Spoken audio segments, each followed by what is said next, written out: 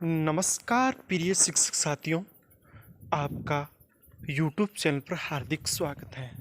शिक्षक साथियों, कक्षा 9 से लेकर 12 तक के लिए दीक्षा ऐप पर निष्ठा ट्रेनिंग चल रही है, जिसके अगस्त माह के 3 मॉड्यूल 1 अगस्त को ही जारी हो चुके हैं और जिनकी रजिस्ट्रेशन की अंतिम तारीख आज ही 25 अगस्त है और आप उनको 31 अगस्त तक पूर्ण कर सकेंगे। सितंबर माह में आपको अलग से जारी होंगे, लेकिन इसमें अब की बार एक अड़ंगा ये अड़ा है कि आपको 70% प्रश्न है वो सही हल करने हैं। इसलिए मैंने यहाँ पर उस प्रश्नोत्तरी क्विज में 20 प्रश्न है वो सही तरीके से हल किए हैं और 20 प्रश्न मैं आपके सामने प्रस्तुत कर रहा हूँ। आप उनको देकर अपने कम से कम 14% तो सही कर ही सकते हैं।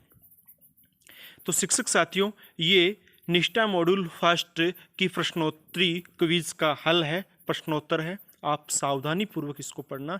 वैसे तो आपके पास 3 प्रयास होते, 3 प्रयासों के अंदर आप यानी एक बार अगर कम रह जाते तो दूसरी बार कम रहते तीसरी बार, यानी 14 से तो कम आपके रहने नहीं चाहिए, तब आपको सहभागिता प्रमाण पत्र मिलने वाला है। अन्यथा आपको सहभागिता प्रमाण पत्र है वो नहीं मिलेगा। तो साथियों, शुरू करते हैं अपनी क्लास को। आप वीडियो को लाइक करें, अभी तक आपने चैनल सब्सक्राइब नहीं किया तो आप हमारा चैनल भी सब्सक्राइब करें और ऐसी ही वीडियो की नोटिफिकेशन के लिए बेल आइकन क्लिक करें तथा अन्य शिक्षक साथियों को भी ये वीडियो शेयर करें, ताकि यदि कोई थोड़ा बहुत फायदा उनको भी हो जाए और मुझे भी हो जाए। तो शिक्षक साथियों, प्रश्न नंबर 1 आपकी स्क्रीन पर है। राष्ट्रीय पाठ्यचर्या की रूपरेखा के लिए निम्न में से कौन सा कथन सही नहीं है? राष्ट्रीय पाठ्यचर्या की रूपरेखा के लिए निम्न में से कौन सा कथन सही नहीं है? अब इनमें से आपको उत्तर छांटना है। कौन सा उत्तर इसके लिए है? आपका जो भी उत्तर है आप उस पर क्लिक करें और क्लिक करने के बाद आप आगे बढ़ जाइए। आप जैसे ही आगे बढ़ते हैं तो अगला प्रश्न आपको स्क्रीन पर मिल जाएगा। तो 2 नंबर ऑप्शन देखिए, एनसीएफ का उच्च शिक्षा पर कोई असर नहीं होता। एनसीएफ का उच्च शिक्षा पर कोई असर नहीं होता।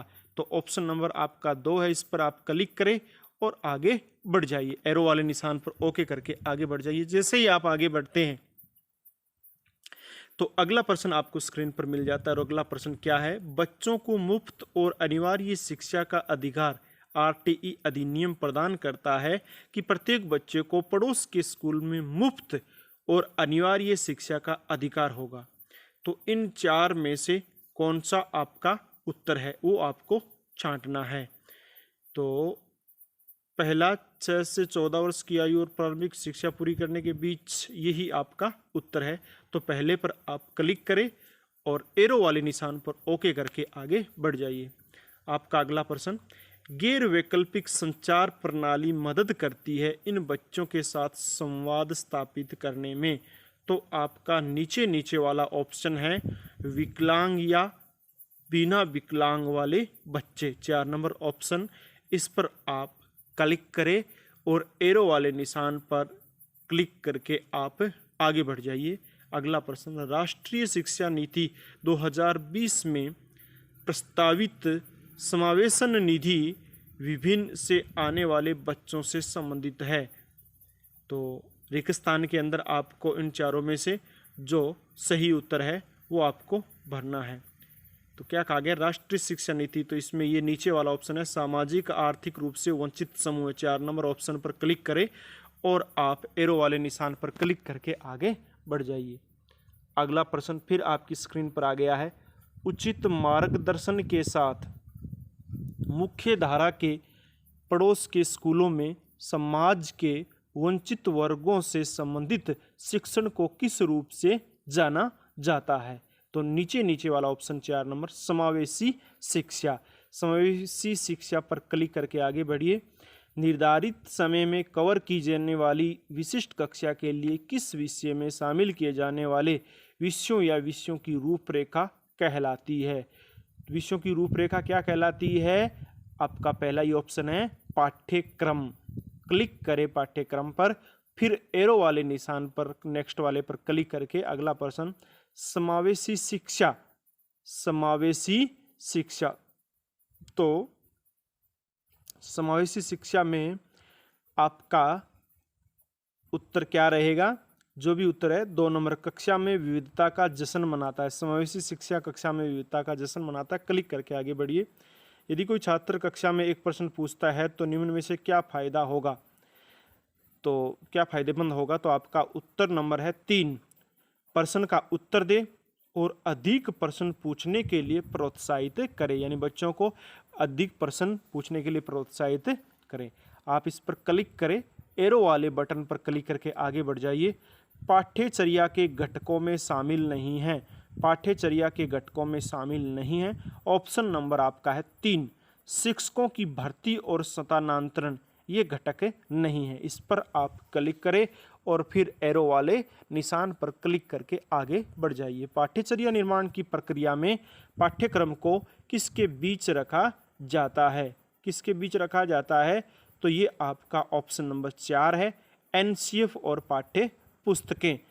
इस पर आप क्लिक करें और एरो के निशान पर ओके करके आगे बढ़े। सामाजिक रूप से वंचित समूहों में संबंधित बच्चों को शामिल करने के लिए इनके लिए निम्न में से क्या फायदेमंद नहीं होगा? तो ऑप्शन नंबर 3, यूनिफॉर्म का कोई मतलब नहीं है। यूनिफॉर्म का कोई मतलब नहीं। क्लिक करके आगे बढ़ जाइए। अगला प्रश्न है, समावेशी शिक्षा निम्नलिखित में से किस आधार पर आधारित है? तो ये आपका ऑप्शन नंबर 2 है, वैश्विक भाईचारा। वैश्विक भाईचारा पर क्लिक करें, क्लिक करके एरो वाले निशान पर क्लिक करें और आगे बढ़ जाइए। अगला प्रश्न आपकी स्क्रीन पर है, गुप्त पाठ्यचर्या, यानी अब ये जो गुप्त पाठ्यचर्या है वो क्या है? आपका ऑप्शन इनमें से कौन सा रहेगा कि गुप्त पाठ्यचर्या क्या है? गुप्त पाठ्यचर्या क्या है? अध्ययन के औपचारिक पाठ्यक्रम का हिस्सा नहीं हो सकता। ऑप्शन नंबर 2 पर ओके करिए और एरो के निशान पर ओके करके आगे बढ़िए। अगला प्रश्न आपकी स्क्रीन पर है, यूनिवर्सल डिजाइन ऑफ लर्निंग का निर्माण निम्न में से किसको पूरा करने के लिए? तो आपका 2 नंबर है, सभी छात्रों की आवश्यकता है। क्लिक करके एरो वाले निशान पर क्लिक करके आगे बढ़िए। राम दृष्टिबाधित छात्र निम्न में से कौन सा उसके लिए अभिविन्यास और गतिशीलता प्रशिक्षण के लिए सबसे उपयोगी होगा? तो इसमें आपका पहला ही ऑप्शन है, स्कूल भवन के सप्रश्न नक्शे। स्कूल भवन के सप्रश्न नक्शे, इस पर ओके करके आगे बढ़िए। समावेशी शिक्षा शिक्षण और अधिगम की एक ऐसी प्रणाली है कि अधिगम जिसे निम्न जरूरतों को पूरा करने के लिए उपयुक्त रूप से अनुकूलित किया जाता है। तो ऑप्शन नंबर 2, विकलांग और गैर विकलांग बच्चे। इस पर ओके करने के बाद आप आगे बढ़िए। स्कूली पाठ्यक्रम की प्रभावशीलता किसके द्वारा निर्धारित की जाती है? तो आपका ऑप्शन नंबर 3, छात्रों के सीखने के प्रतिफल।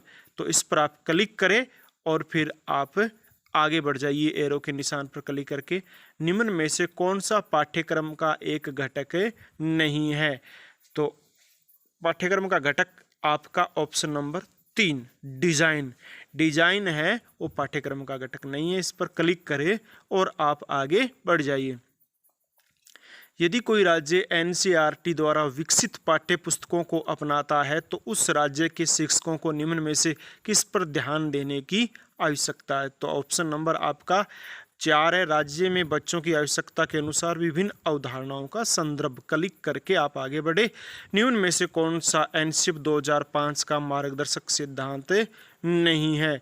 तो इसमें आपका 2 नंबर ऑप्शन है, पाठ्यचर्या पाठ्य पुस्तक केंद्रित। ये मार्गदर्शक सिद्धांत एनसीईआरटी 2005 का नहीं है। पाठ्यचर्या पाठ्य पुस्तक केंद्रित, ऑप्शन नंबर 2। इस पर आप क्लिक करें और एरो के निशान पर क्लिक करने के बाद आगे बढ़ जाइए। जैसे ही आप आगे बढ़ते हैं तो अगला प्रश्न है नहीं, प्रश्न कंप्लीट हो गए। 20 टोटल प्रश्न थे, आपने 20 हल किए। अगर आप दोबारा देखना चाहते तो रिव्यू है, इस पर आप क्लिक कर दीजिए, अन्यथा आप सबमिट वाले बटन पर ओके कीजिए।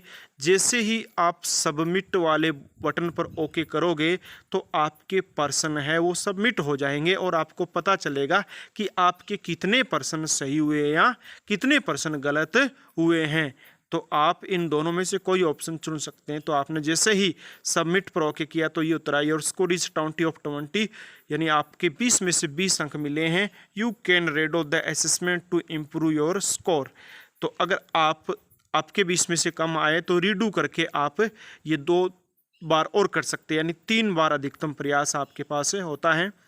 तो आप रीडू करके दोबारा इसको हल कर सकते हैं प्रश्नोत्तरी क्विज को, अन्यथा आप एग्जिट पर ओके करके यहाँ से बाहर निकल सकते हैं, या फिर गो टू नेक्स्ट ये हरी पट्टी है इस पर क्लिक करके आप अपनी ट्रेनिंग को आगे जारी रख सकते हैं। तो वो आप पर निर्भर करता है कि आप क्या करने वाले हैं।